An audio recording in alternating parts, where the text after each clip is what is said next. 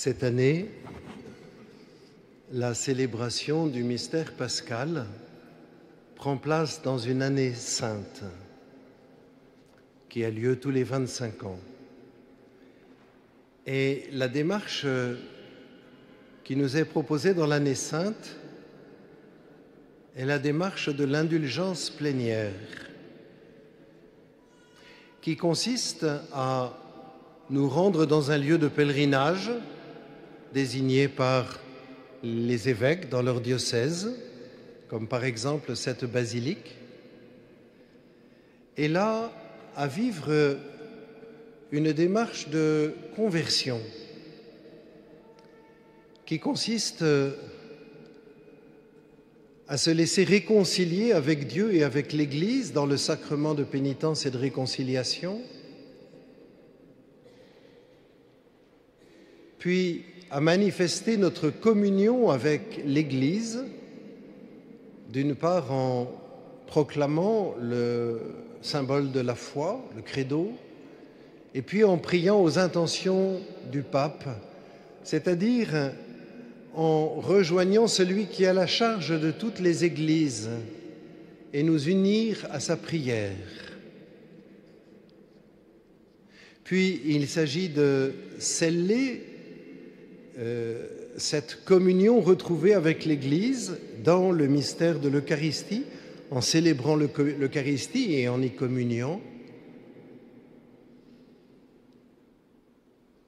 Et puis, en ayant prié la prière que le Seigneur nous a enseignée, il s'agit encore de poser un acte de miséricorde.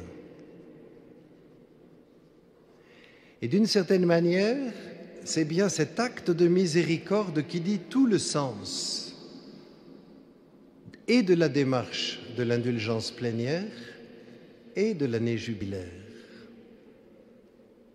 Car le but de notre vie et le but de la mission de Jésus, c'est de rendre l'homme, de nous rendre nous-mêmes et de rendre l'homme capable d'aimer comme Dieu aime. Notre vocation, c'est d'aimer comme Dieu aime. Et cette démarche de l'indulgence plénière nous aide à prendre les moyens pour nous laisser profondément renouveler dans le mystère de la charité, c'est-à-dire reprendre le chemin de l'amour pour Dieu et de l'amour du prochain, reprendre avec ferveur et détermination le chemin par lequel nous apprenons à aimer Dieu plus que tout et à aimer notre prochain comme le Christ nous a aimés. C'est cela le but de notre vie, c'est cela le but de toute démarche de piété et tout particulièrement de cette démarche de l'année sainte.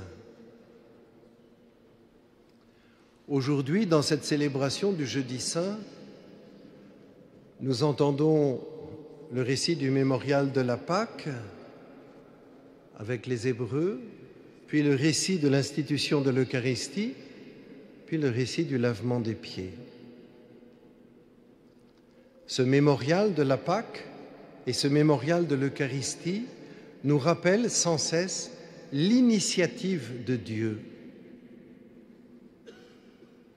L'initiative de Dieu, c'est une des clés de compréhension de Sainte Thérèse de l'Enfant Jésus. Si nous voulons vraiment comprendre ce que Thérèse vit, il nous faut l'écouter en cherchant à voir comment elle décrit sans cesse les initiatives que Dieu prend dans sa vie et qu'elle sait repérer et auxquelles elle répond par sa propre vie. Dieu prend l'initiative de sauver son peuple d'Égypte et Jésus prend l'initiative de livrer sa vie. Ma vie, nul ne la prend, dit Jésus, c'est moi qui la donne. Et quand on lit attentivement l'Évangile, ou les 4 évangiles ensemble, on voit bien comment, dans cette dernière semaine, c'est Jésus qui pilote les choses. et qui se laisse prendre au moment où il l'a décidé, parce que c'est lui qui se donne. Cette initiative de Dieu, elle est toujours pour notre salut. Elle est l'expression de sa miséricorde. Et le Seigneur nous apprend à entrer dans cette miséricorde, non seulement en la recevant, mais aussi en l'exerçant vis-à-vis de nos frères. On pourrait dire que la miséricorde est un mouvement qui part de Dieu et qui va jusqu'à notre prochain à travers nous. Il s'agit de nous laisser traverser par la miséricorde en la recevant pour la donner, en la donnant pour pouvoir la recevoir. Pardonne-nous nos péchés comme nous-mêmes nous pardonnons à ceux qui nous ont offensés.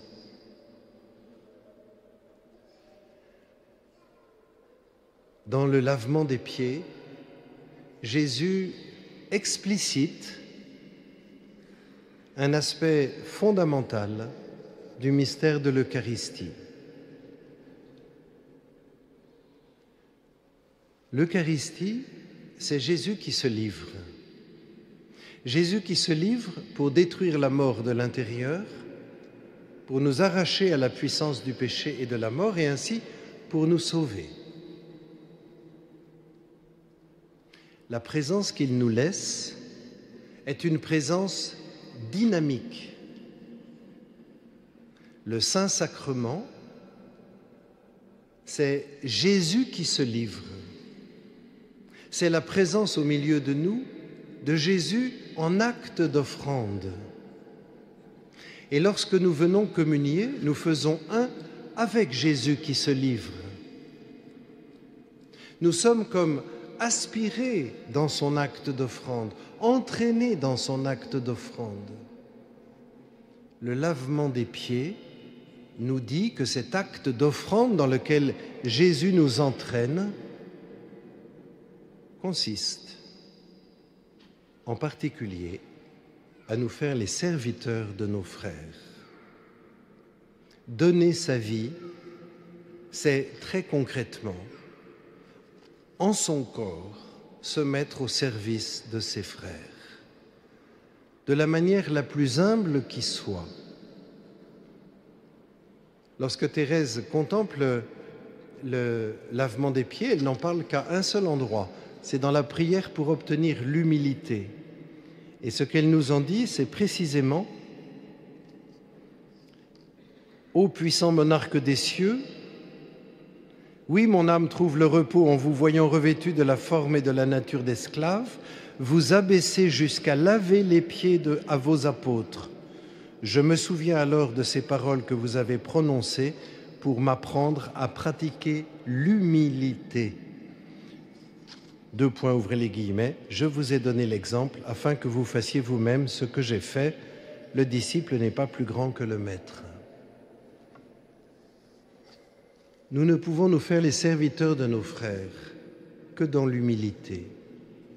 Nous ne pouvons vivre du mystère de l'Eucharistie que dans l'humilité.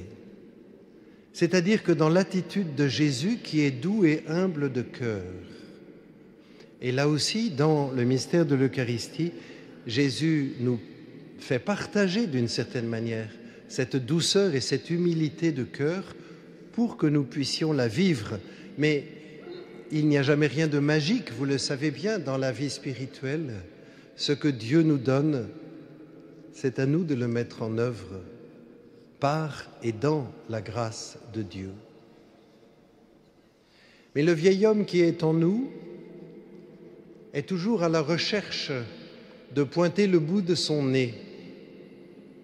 Et lorsque nous nous faisons les serviteurs de nos frères, nous avons la tentation de chercher un merci.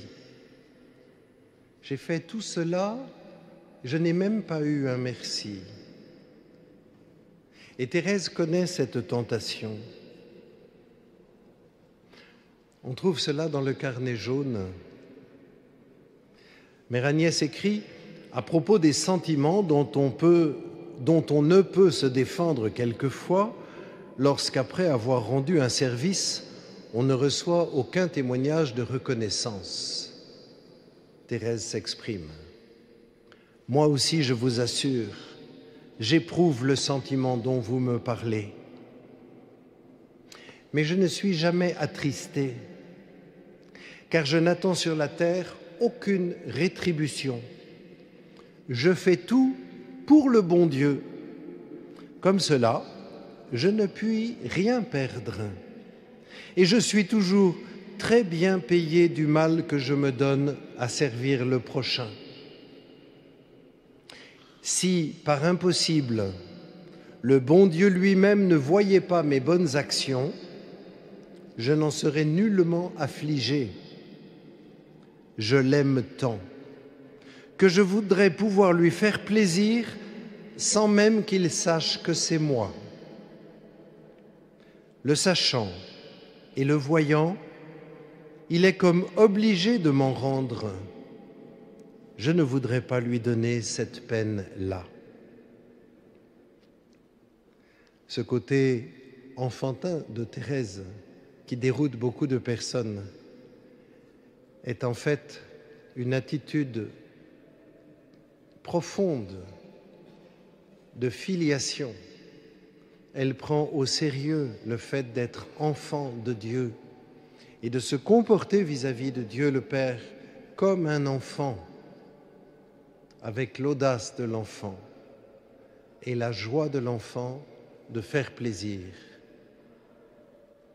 Demandons cette grâce en célébrant l'Eucharistie, de savoir nous faire les serviteurs de nos frères sans attendre d'autres rétributions que le merci que Jésus prononcera au ciel lorsqu'il nous accueillera.